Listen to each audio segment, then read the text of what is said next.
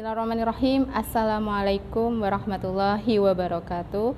Bagaimana anak-anak kabarnya? Untuk pertemuan kali ini kita sudah masuk semester 2. Bina harapkan di semester kali ini kita harus lebih semangat ya untuk belajar dan semoga nanti lebih baik daripada semester yang kemarin. Baik, untuk memasuki semester 2 kali ini ada materi baru ya. Sebelum kita masuk ke materi, marilah kita mulai pembelajaran kali ini dengan berdoa terlebih dahulu.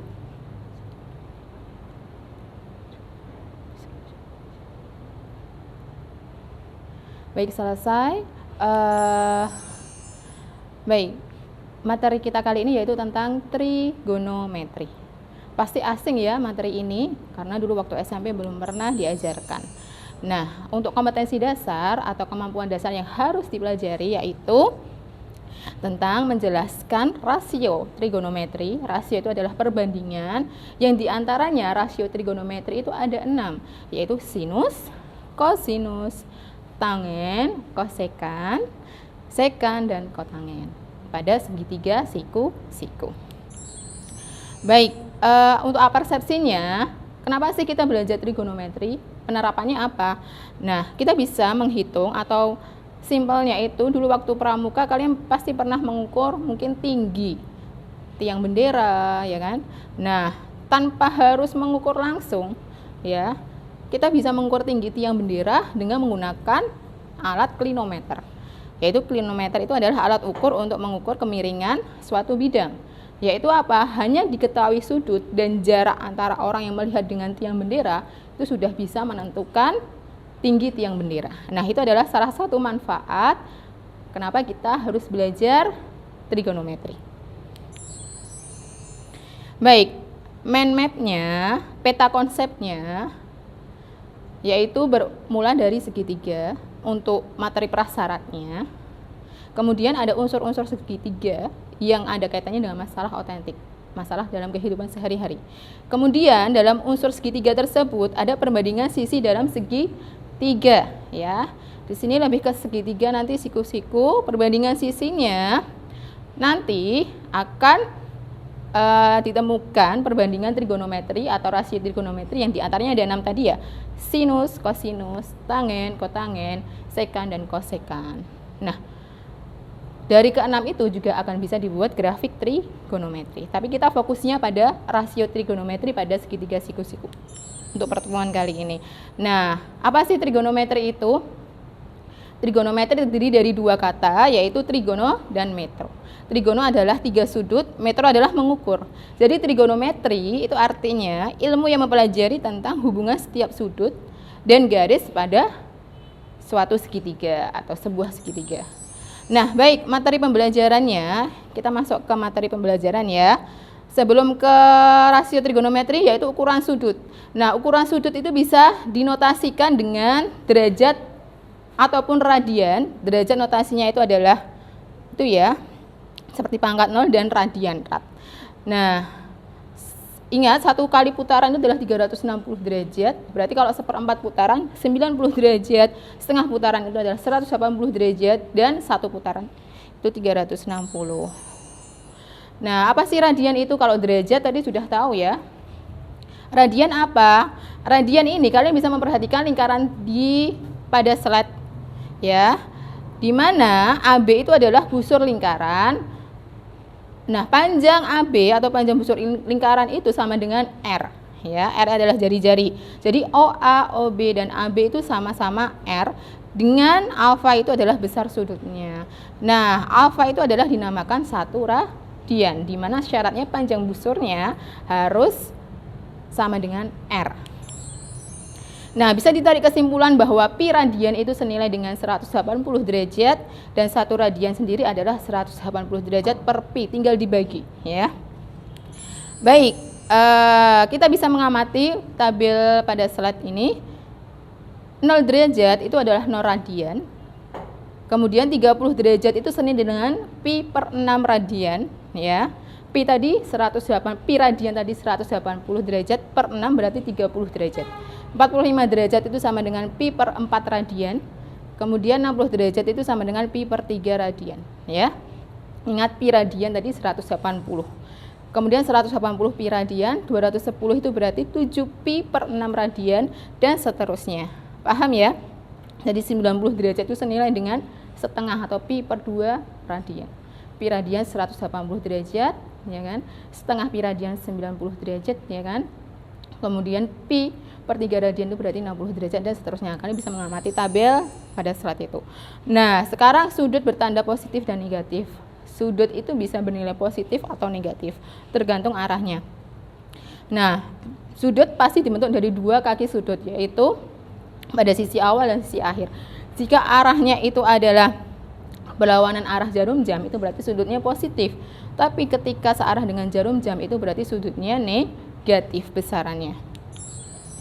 Baik, koordinat kartesius sudah paham ya? Dulu sudah dipelajari waktu SMP, ada 4 kuadran. Kuadran 1, 2, 3, 4. Nah, kuadran 1 itu besarnya sudutnya yaitu 0 derajat sampai 90, kuadran 2 itu 90 sampai 180, kuadran 3 180 sampai 270, dan kuadran 4 270 sampai 360 derajat. Nah, kalian bisa mengamati di situ bahwa kuadran 1 itu X dan Y itu positif, kuadran 2 itu X-nya negatif, Y-nya positif, kuadran 3 X dan Y negatif, kuadran 4 X positif, Y negatif. Nah, ini masuk ke perbandingan trigonometri atau rasio trigonometri pada segitiga siku-siku. Tadi ada 6 ya. Sin, cos, tan, sekan, kosekan, dan kotangen. Nah, ini masuk ke big konsepnya, konsep dasar, konsep yang mendasarnya. Nah, tadi sinus, kosekan itu saling berkebalikan. Sin, kosekan, jadi kosekan itu sama dengan seper sin. Sekan itu sama dengan seper kos. Kotangen itu sama dengan seper tangen. Baik. Definisi atau pengertiannya, apa sih sin itu? Sinus itu. Sin C atau sinus C pada segitiga siku-siku, kalian bisa melihat bahwa sebagai perbandingan sisi depan dan sisi miring segitiga. Jadi depan per miring. Jadi sin C itu sisi depannya AB, sisi miringnya BC pada segitiga itu. Baik. Nah, ini adalah lengkapnya rasio trigonometri segitiga siku-siku sin alfa. Jika alfanya di situ ya, berarti depan per miring. Sisi depan alfa per miring, cos alfa itu samping per miring, sami, tangen itu desa, depan per samping.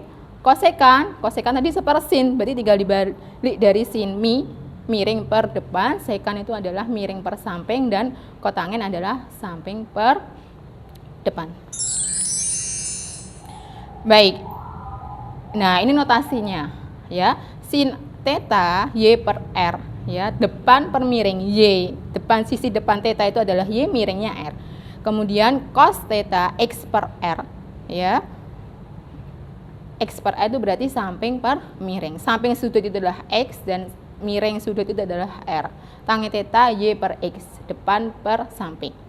Ya. Nah, theta alfa itu hanya notasi sudut saja. Jadi intinya sin itu adalah demi, cos itu adalah sami, tangen itu adalah desa, kemudian sekan itu adalah seper cos, kosekan itu seper sin, dan tangen itu adalah seper kotangen itu adalah seper tangen. Intinya seperti itu. Baik, ada contoh.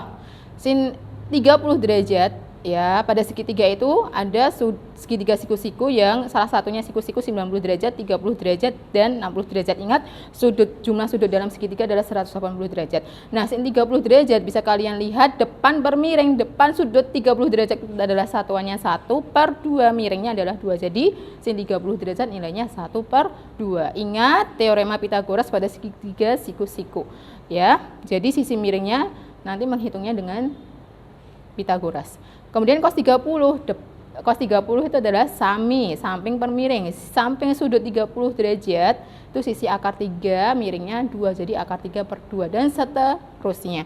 Kemudian segitiga yang kedua itu adalah segitiga siku-siku sama kaki ya. Kemudian di situ 45 derajat, depan sudut 45 derajat 1, miringnya akar 2, jadi sin 45 derajat akar 2 per 2 atau setengah akar 2, dan seterusnya. Baik. Contoh 2. Nah, ini ada contoh. Kalian bisa melihat di situ diketahui sisi AC 12 cm, sisi BC 5 cm. Tentukan semua nilai perbandingan trigonometri untuk sudut A. Berarti sisi miringnya harus pakai Pythagoras. Ketemu 12, 5 itu adalah sisi miringnya 13. Sin A berarti depan per miring 5 per 13 atau BC per AB. Cos A samping per miring 12 per 13, tangen A 5 per 12 dan seterusnya. Baik, itu saja dari Bu Lina. Orang yang luar biasa adalah sederhana dalam ucapan dan hebat dalam tindakan. Tetap semangat untuk selalu belajar. Terima kasih. Semoga apa yang Bu Lina sampaikan bermanfaat. Wassalamualaikum warahmatullahi wabarakatuh.